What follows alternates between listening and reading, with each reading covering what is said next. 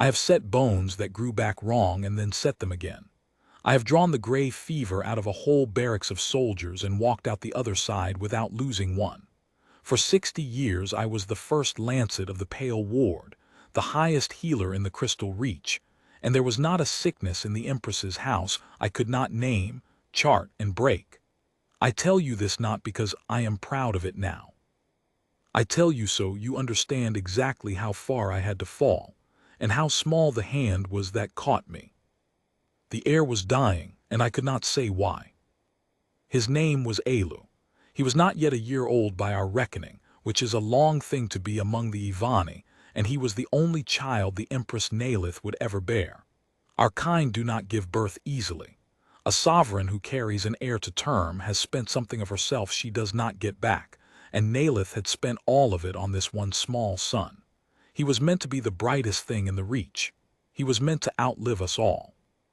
Instead, he was fatting in front of me, hour by hour, in the finest cradle field the Empire had ever built, and every instrument I owned told me he was perfectly well.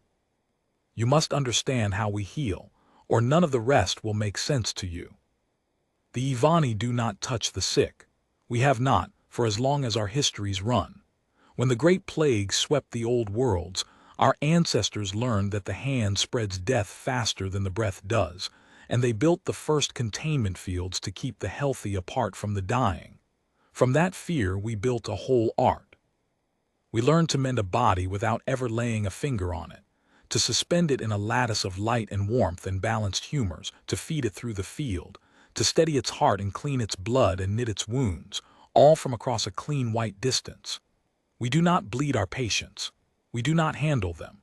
We stand at the rail of the Pale Ward in our pale robes, and we read the field and we adjust it, and the body, untouched, grows whole. It is a beautiful art. I gave my whole life to it, and it is the reason a healthy infant was dying in my care, and I had no name for what was killing him. The cradle field we built for Elu was the work of the entire order. It held him suspended a hand's breadth above its cradle, turning slowly in a column of soft amber light. It warmed him to the exact degree of his mother's body. It fed him a nectar tuned to his blood. It washed the air around him clean of every particle. It read his heart 800 times a breath and corrected the smallest stumble before it could become a fault. By every measure we possessed, that field was a perfect mother. It did everything a body needs. And the child inside it was wasting away. He had stopped feeding first. The field poured nectar and he turned his small face from it. Then he stopped sleeping the deep sleep. He would drift and jerk and drift again, never going under, his eyes half open on nothing. Then the weight began to come off him, slow at first and then not slow, until you could see the shape of his bones under the silver of his skin. He did not cry. That was the part that frightened me most, looking back, though at the time I read it as a mercy. He had stopped crying. He had simply gone quiet, the way a lamp goes quiet when the oil runs low, and he lay in his perfect amber light and looked at the ceiling and slowly let go of being alive. I called the whole order to him. We were 9, the finest 9 healers under the crown, and we stood at the rail of the Pale Ward for 30 days, and we tried everything our art knew. We changed the nectar. We changed it again. We ran his blood through every reading we had and found it clean. We searched for fever, for the gray rot, for the wasting worm, for the 800 poisons a court must always fear, and there was nothing. We adjusted the field's warmth up and then down. We brightened the light and dimmed it. We summoned a healer from the Marrow Coast who had written the standard text on infant failure, and she stood at the rail beside me for 9 days, and at the end of it she put her hands flat on the cold stone and said, very quietly, so the Empress would not hear, "Surath, the field is doing everything correctly. The child is simply choosing not to live. I have never seen it. I have no remedy for a will." I did not believe her. I was too proud to believe her. I went back to the readings. The Empress came to the ward every day. Protocol does not allow a sovereign to enter the clean white space where the sick are kept, so she stood at the great window above the ward, behind glass, in her crown and her grief, and she watched her son turn in his amber light, and she did not weep where we could see her. Once a day she would send down a single question through her steward, always the same question, and we would send back the only answer we had, which was that we were doing everything that could be done. After a while she stopped sending the question. She only stood at the glass. I would feel her up there while I worked, the whole weight of the empire pressing down on the back of my neck, and I would bend lower over my readings and find, again, nothing. Now I must tell you about the others, the ones we did not see. The Crystal Reach is a vast house, and it does not run on healers and crowns. It runs on hands, on the cleaning and the carrying and the cooking and the mending, the 1,000 small labors that keep a palace from rotting, and the Ivani do not do those labors. We have not for a long time. We bring others to do them. In my grandfather's day they were the clay folk of the lower moons. In mine they were humans. Humans had come to us perhaps 20 years before, drifting in on their slow, ugly ships at the edge of our space, asking for work the way the desperate always ask, with their hands already open. We gave it to them.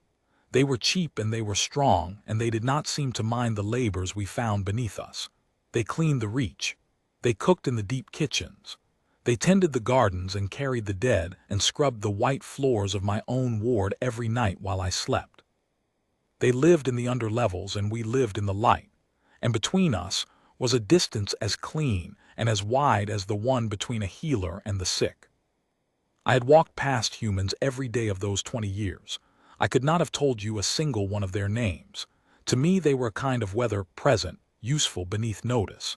If you had asked me whether a human could feel what we feel, whether a human grief weighed the same as an Ivani grief, I would have given the question the half thought it deserved and moved on. I am ashamed of that now. I am telling you all of it because the shame is the point. His name was Aaron Vesk. He was a night nurse, which among the humans meant something different than it meant among us. He was not a healer. He had no field, no art, no rank.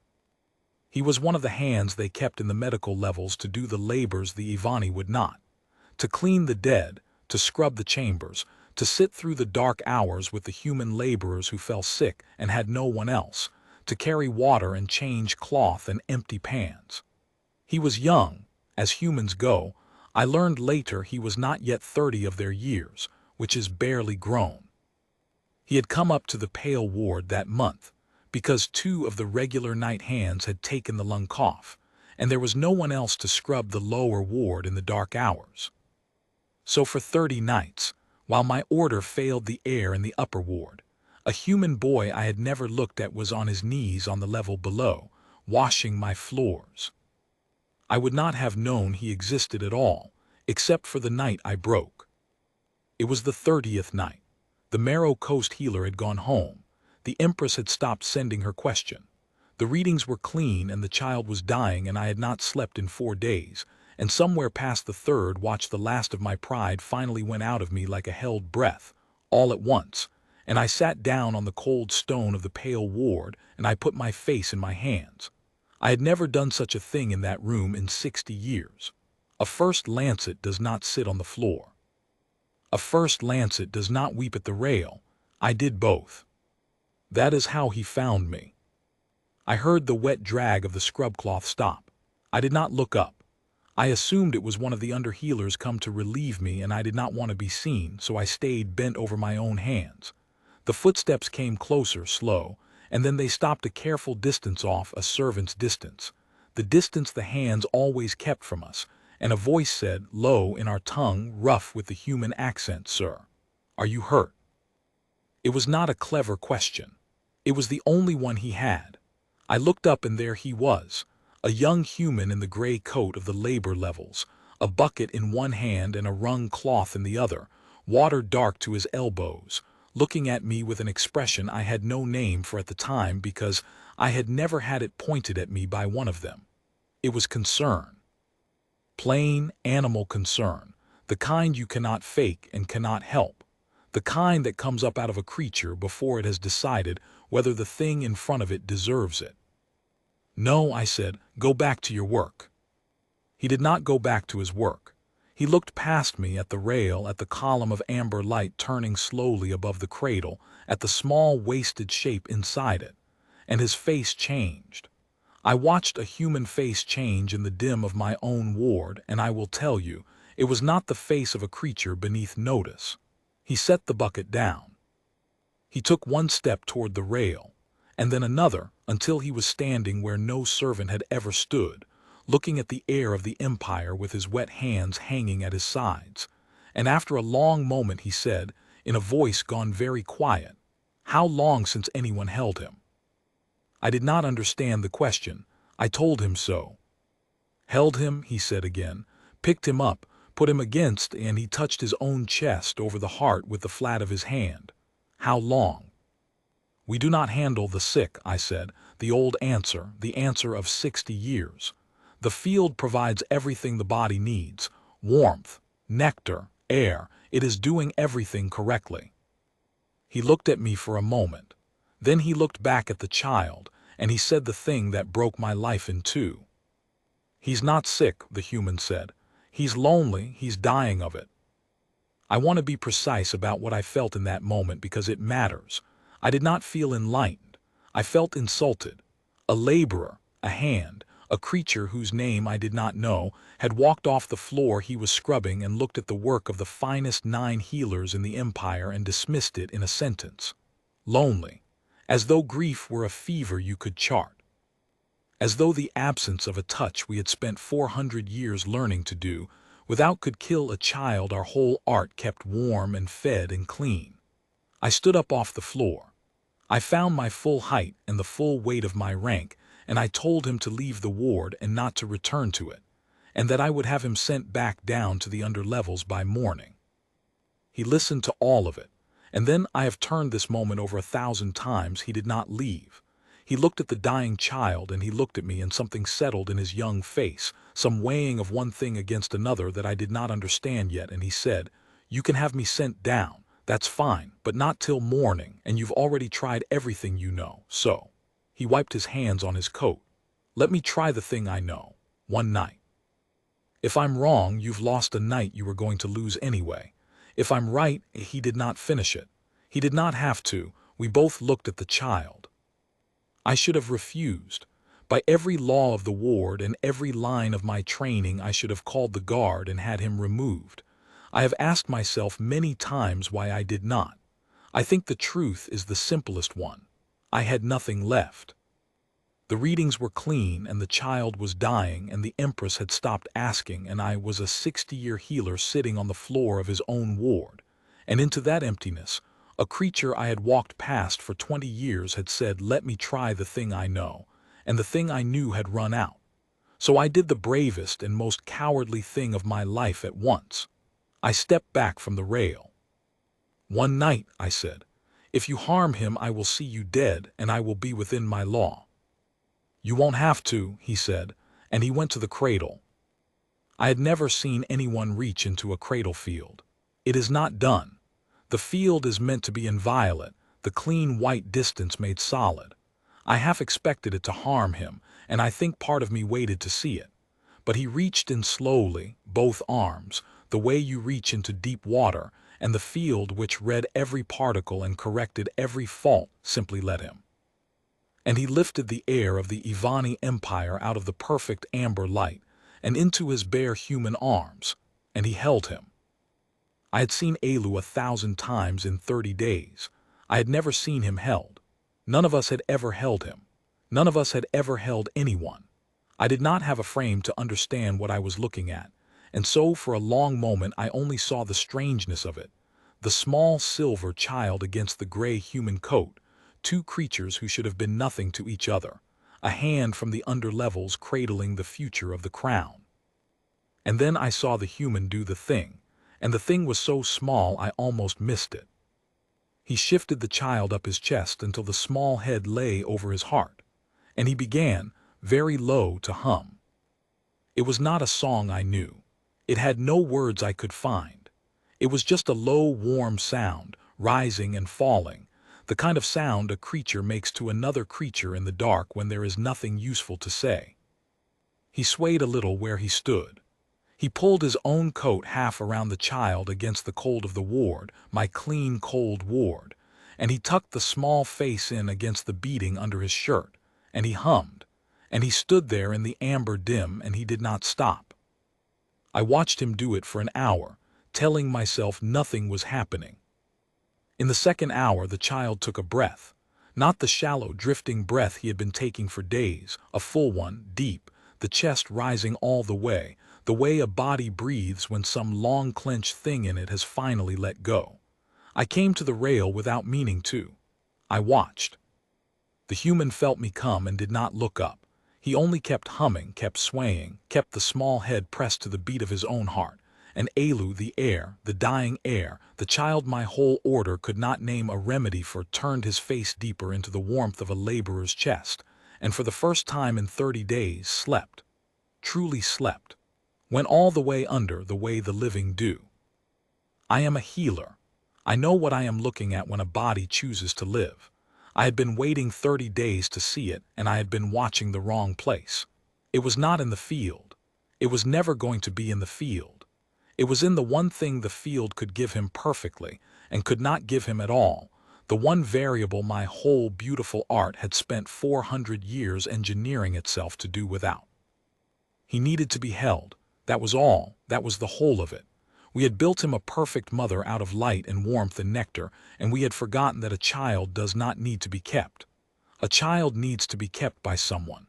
The field could carry him. It could not love him. And he had felt the difference, the way only the very young and the very old can feel it, and rather than live untouched, he had quietly, politely begun to die. A human boy on his knees on the floor below had known that in a glance. My 9 had not known it in a month. And I understood, standing at that rail at the 4th watch of the 30th night, why we had not known it. We had not known it because we had spent our whole history teaching ourselves not to. The very thing that made us the great healers of our age, the clean distance, the untouched art, the discipline that let us mend a body across a white gap without ever putting a hand on it. That discipline had a hole in the middle of it exactly the size of a held child. And we had been so proud of the discipline that we had never once looked into the hole. The human looked up at me then. The child was asleep on his chest. He was tired and triumphant and a little afraid all at once in the open human way, and he said very quietly so as not to wake the heir, "He'll want feeding when he wakes." Not that he nodded at the field's nectar line. Not that, something warm, something simple. You got anything down in your kitchens that's just warm, thin, nothing in it. I sent for broth. I, the first lancet of the crystal reach, sent a runner to wake the deep kitchens at the 4th watch and bring up a cup of plain warm broth, the kind we feed to the very poor. And when the child stirred and woke against the human's chest, the human held the cup himself and dipped a clean cloth in it and touched it to the small mouth. And the heir of the empire, who had turned his face from the finest nectar the order could tune, drank. He drank from a cloth, in a laborer's arms, broth from a chipped cup, and a sound came out of him that I had not heard in 30 days and had almost forgotten he could make. He made a small noise of contentment, the ordinary noise of a fed and held and sleepy child, and the human laughed under his breath, the low pleased laugh of a creature watching a small thing go right, and he tucked the air back against his heart, and the child went under again. I did not sleep that night either, but for the first time in a month it was not from fear. The boy would not put him down. Near dawn I told him he could lay the child back in the field now, that the worst was past, and the human looked at me as though I had said something slow and said, "He's been put down his whole life. That's the problem." And he stayed. He stayed in the chair I had a runner bring, the heir asleep on his chest, his own gray coat wrapped round them both. And when the morning watch came on and the under-healers arrived to find a human in the pale ward holding the future of the crown, I stood at the rail and forbade them to touch him. He held the child through the next day, and slept the next night in the same chair, the child on his chest, and woke when the child woke and fed him broth from the cloth.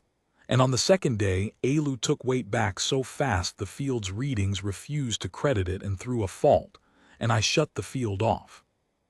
I shut off the finest cradle field the empire had ever built because it was no longer the thing keeping the child alive, and the thing keeping the child alive needed only a warm room, a chair, a cup of plain broth, and a pair of arms that would not put him down.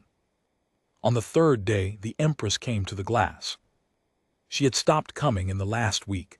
I think she could not bear to watch him fade and had begun the long work of letting him go. So when the steward came running to say the Sovereign Mother was at the upper window, I did not at first know what she would find. I went up to her myself. Protocol does not allow it.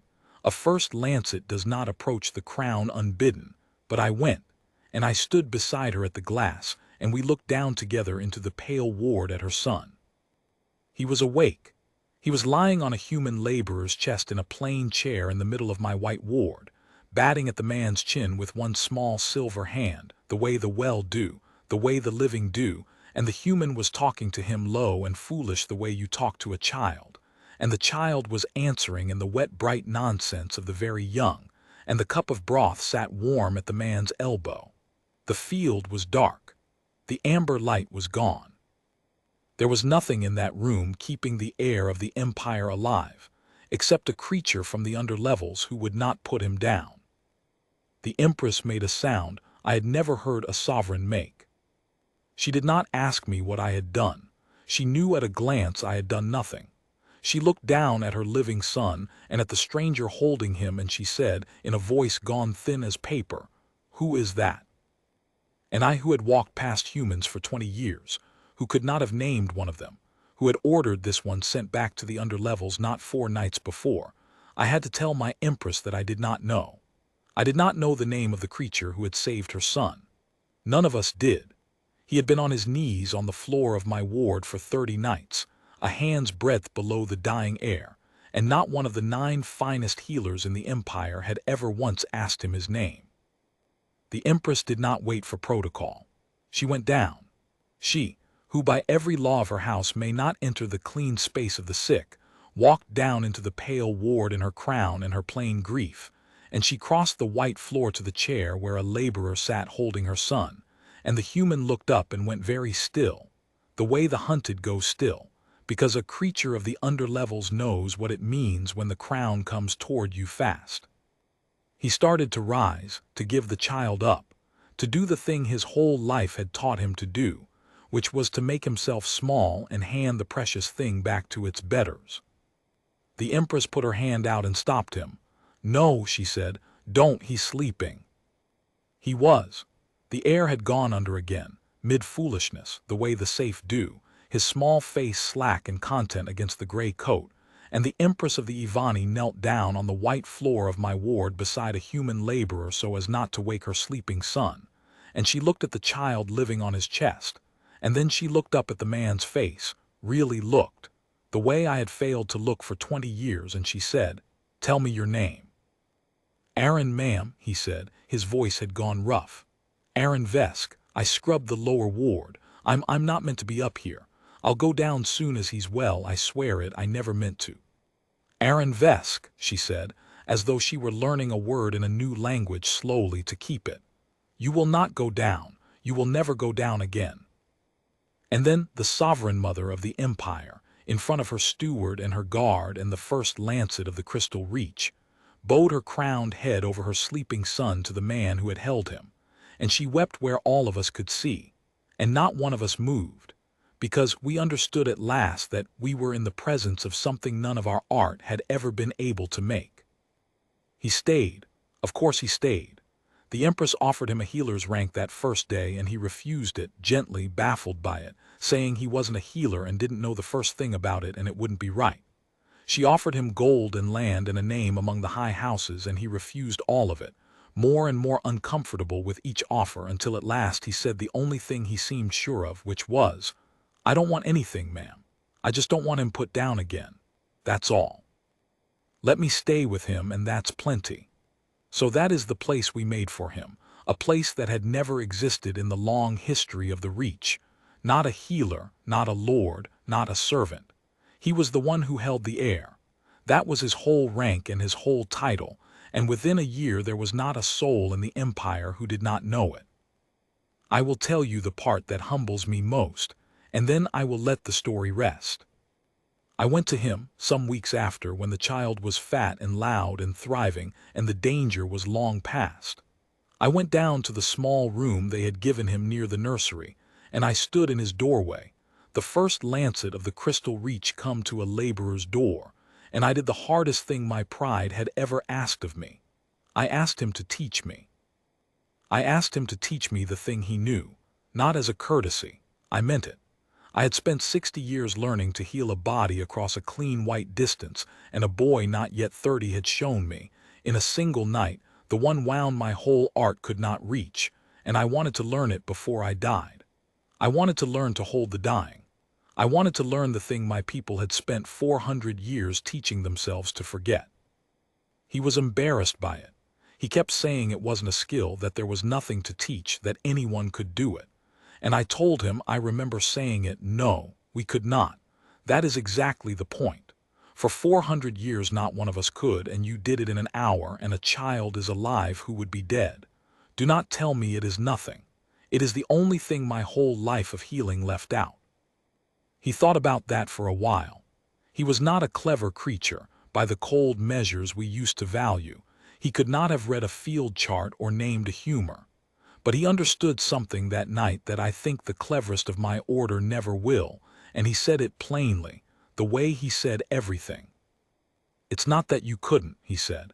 It's that you were too good at the other thing. You got so good at healing them from far off that you forgot they're the kind of thing that has to be near somebody. That's all it ever was. He didn't need a better field. He needed somebody to think he was worth holding all night. He looked at me, this young human in his gray coat, and he said, without any cruelty in it at all, which is what made it land so hard, you all kept asking what was wrong with him. Nobody ever asked who he had.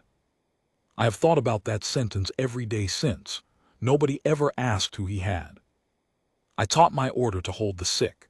It is in the standard text now, in my hand, a chapter no Ivani healer wrote in 400 years, on the carrying and the warmth and the near holding of the failing young, with a note at the head of it that the method was not mine. The note gives the name of the man who taught it to me. It is the only human name in the whole of the Pale Ward's record, and it is at the front of the most important thing I ever wrote, and that is exactly where it belongs. The heir is grown now. He is a tall, bright, difficult young sovereign who gives the order a great deal of trouble and the empire a great deal of hope, and he does not remember the 30 nights he spent dying in a perfect field, because no one remembers being that small. But he remembers Aaron. He has remembered Aaron his whole life, the way you remember the floor under you without ever thinking to thank it. And when the old human finally grew sick himself, last winter late, the way humans do, it was the heir of the Ivani Empire who sat in the chair beside his bed in the lower levels and held him, hour by hour, through the dark watches, broth warming at his elbow, and would not put him down. I was there. I stood at the rail, an old healer now, and I watched a sovereign hold a dying laborer the way the laborer had once held him, and I understood that the thing the human gave us was never the cure for one child. It was the whole missing half of our art, carried in on a slow, ugly ship by a creature we walked past for 20 years and never saw. We are the great healers of our age. We mend the body across a clean white distance, and now, because of one human boy on his knees on my floor at the 4th watch, we also know the older thing, the thing every creature alive knows in its blood and only the very proud forget, that no one in the end is healed from far away, that a body is the kind of thing that has to be near somebody, that the question is never only what is wrong with them. The question, the one we had stopped asking, the one a laborer had to come up out of the underlevels to ask for us, is who do they have? His name was Aaron Vesk. He held the air all night when the whole empire could not, and he asked for nothing, and we very nearly never learned his name at all. I have made certain we will not forget it again.